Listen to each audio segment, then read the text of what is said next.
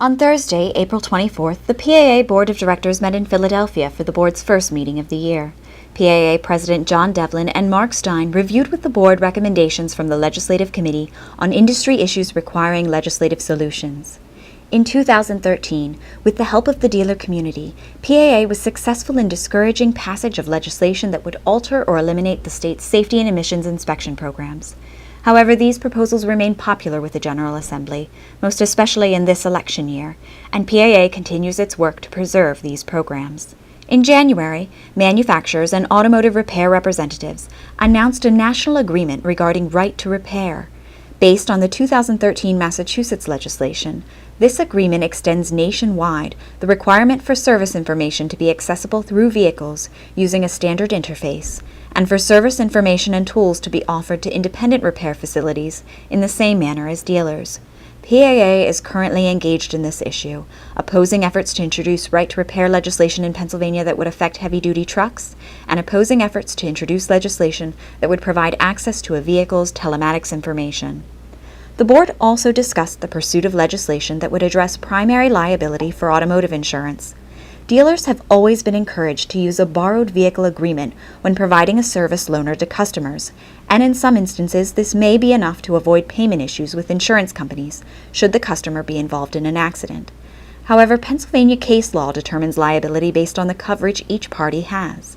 At the direction of the board, PAA will be pursuing legislation that assigns primary liability to the customer for service loaner vehicles. The board reviewed recently passed PAA legislation which reduced the look-back timeframe for warranty and sales incentive audits from 24 months to 9 months, allows dealers who are upgrading, remodeling, or building new facilities to use substantially similar goods and services from a vendor chosen by the dealer, and provides an optional process for dealers to receive retail rate for warranty parts reimbursements. Through PAA's partnership with Armada Dealer Solutions, PAA is aware of 56 retail rate applications that were successfully approved by 16 manufacturers, 62 that are submitted and awaiting response, and 46 that are being prepared for submission. PAA Chairman Andy Scott of Scott Family of Dealerships provided an update on progress made by PAA following the strategic planning session held in June of 2013.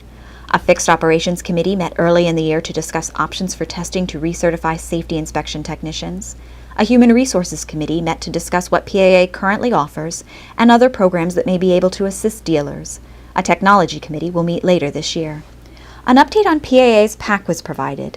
The 2013 PAC campaign raised over $250,000.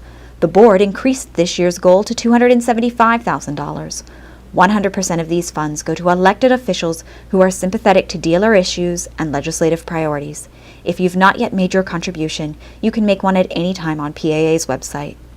The PAA board will meet again on September 4th in Bedford. Thank you for your time and attention. If you have any questions, please reply to this email message or give us a call.